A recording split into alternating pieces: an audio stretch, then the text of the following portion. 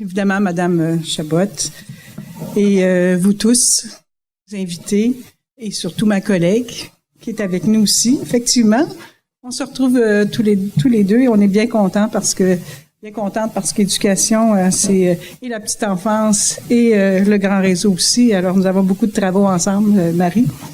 Et vous tous, intervenantes, intervenants, éducatrices, éducateurs, il me fait très plaisir d'être avec vous ce soir pour ce premier rendez-vous CSQ de la petite enfance.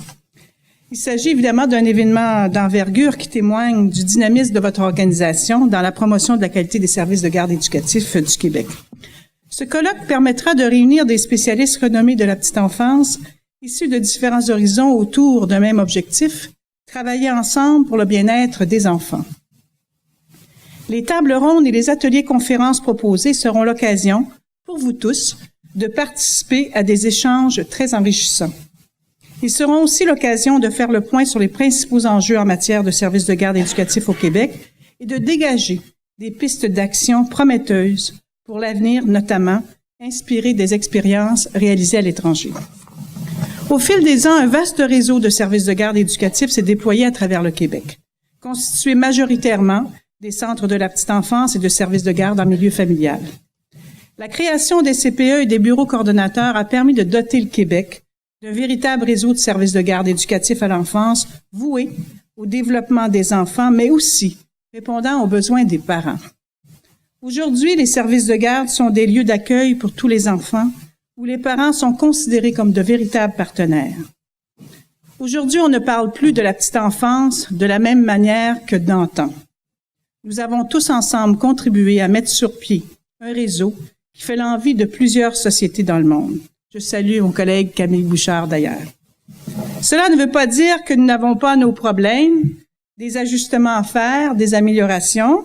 On a déjà des revendications qui nous arrivent ce soir, qu'on connaissait déjà un peu, je dois dire. Le milieu syndical a été l'un des principaux précurseurs de l'implantation des centres à petite enfance au Québec. Je me rappelle de nombreux échanges à la fin des années 90 avec plusieurs d'entre vous qui y étiez à ce moment-là. Au début de ce vaste chantier que Mme Marois et moi avons contribué avec énergie et passion lorsque nous formions le gouvernement à cette époque-là. On peut dire qu'aujourd'hui, votre travail a beaucoup changé au cours de la dernière décennie. Le rôle éducatif et de socialisation que vous avez contribué à favoriser une meilleure entrée à l'école et permet ultimement de lutter contre le décrochage scolaire et vous jouez un rôle majeur auprès de nos enfants. Il est essentiel de valoriser le travail des éducatrices et des éducateurs en CPE et en milieu familial. Les membres de notre réseau le savent déjà. À nous de continuer à transmettre le message aux parents et à la population du Québec. Le rôle d'éducatrice et d'éducateur va bien au-delà d'un travail quotidien. Il y a une dimension de générosité, de créativité, d'écoute et d'adaptation. Je viens moi-même du milieu d'enseignement et j'y vois de nombreuses corrélations avec le métier d'éducateur et d'intervenant. Permettez-moi de saluer et de reconnaître l'un des plus beaux métiers du monde, celui d'œuvrer auprès de nos jeunes et de l'enfance. Dans un autre ordre d'idée, notre gouvernement est aussi confronté au déficit de 1,6 milliard que vous savez déjà, laissé par le gouvernement précédent. Et nous avons fait le choix d'avoir des finances publiques saines et cela demande un effort à tous. Le ministère de la Famille est l'un des 3 ministères à avoir vu ses crédits augmenter lors du dernier budget. Cette année, cette enveloppe augmente de 3,2 %, et ce, pour répondre à la création des places additionnelles. Un effort budgétaire est quand même demandé au ministère de la Famille. Nous avons fait preuve d'ouverture et de dialogue en formant des groupes de travail avec les partenaires afin de leur permettre d'apporter d'autres solutions, s'ils le désiraient, que ceux que j'avais mis sur la table. Cette démarche nous a permis, hier, d'annoncer une entente avec l'Association québécoise des centres à la petite enfance. Et je crois que c'est une bonne nouvelle pour tous.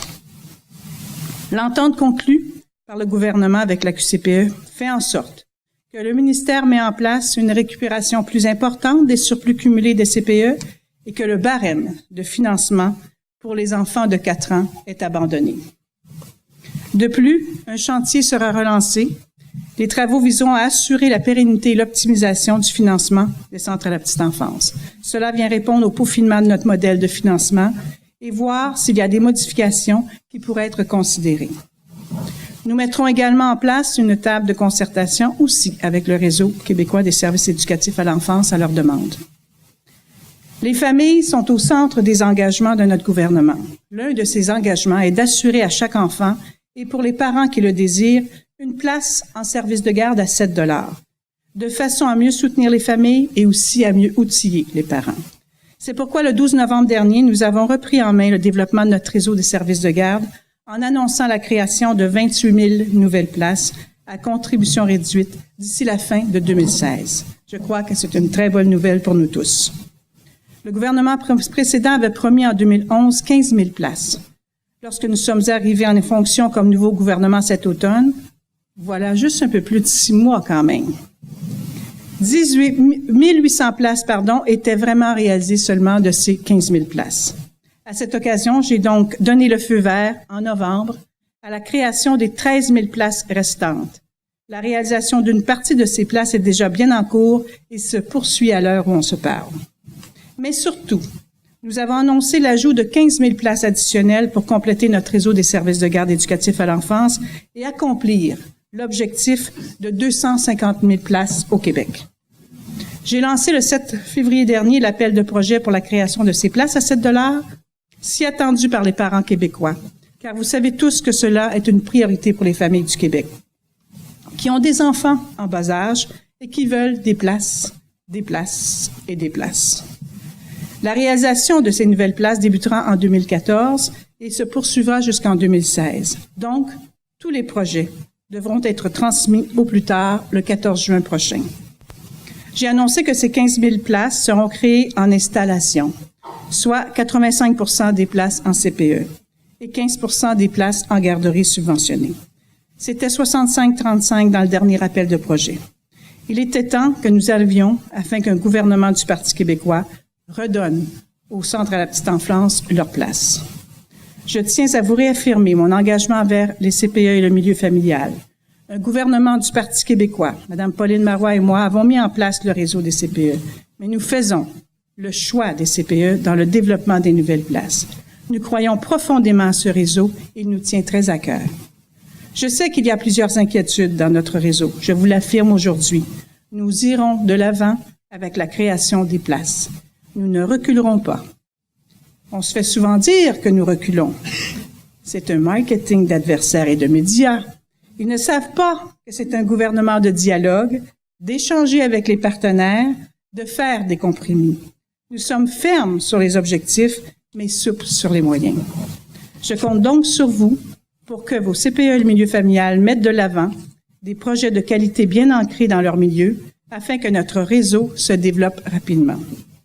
D'ailleurs, j'ai ouvert la porte hier à l'optimisation pour ce prochain appel de projet. Nous aurons l'occasion d'élaborer davantage dans les prochaines semaines. Nous aurons également l'occasion d'élaborer davantage avec la formation, la rétention et le recrutement, car le réseau aura besoin de combler plusieurs postes dans les mois à venir.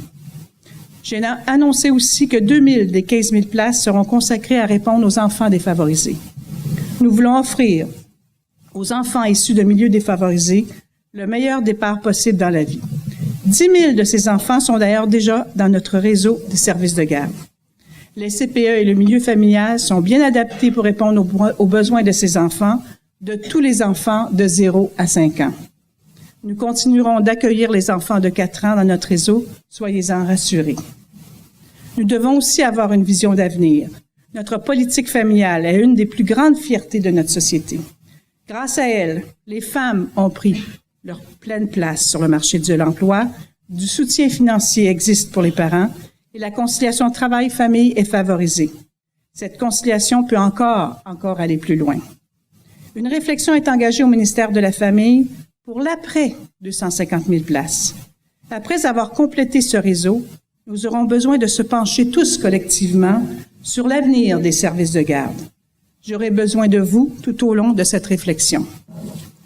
Il faudra le raffiner et répondre davantage aux besoins des parents, des disparités régionales et d'autres enjeux qui vous sont chers. Je vous invite aussi à réfléchir avec moi. Les services de garde sont l'un des fondements de la politique familiale du Québec, mais je ne vous ai pas parlé de la famille, dans un sens plus large. Car le ministère de la Famille n'est pas que le ministère des services de garde, mais s'il prend les services de garde la majeure partie de la place. Mais le visage des familles du Québec a beaucoup changé ces dernières années. 65% des familles sont de type classique, mais 35% sont recomposées, monoparentales, pluriparentales et homoparentales. Je suis en train de préparer un forum pour tous les partenaires familles pour cet automne afin de réfléchir ensemble à comment répondre davantage aux besoins des familles d'aujourd'hui et de demain. Votre syndicat, d'ailleurs, sera donc invité à cette réflexion nationale cet automne, vous qui êtes au cœur des réalités des parents et des familles. En travaillant ensemble, nous pouvons offrir le meilleur aux enfants et aux parents du Québec. Je vous remercie du fond du cœur de ce que vous faites et ce que vous réalisez pour nos familles et nos enfants, pour les travailleuses et les travailleurs, et je compte sur vous pour poursuivre le travail amorcé, et vous pouvez compter aussi sur moi, qui a à cœur ce réseau, tout comme vous. Merci.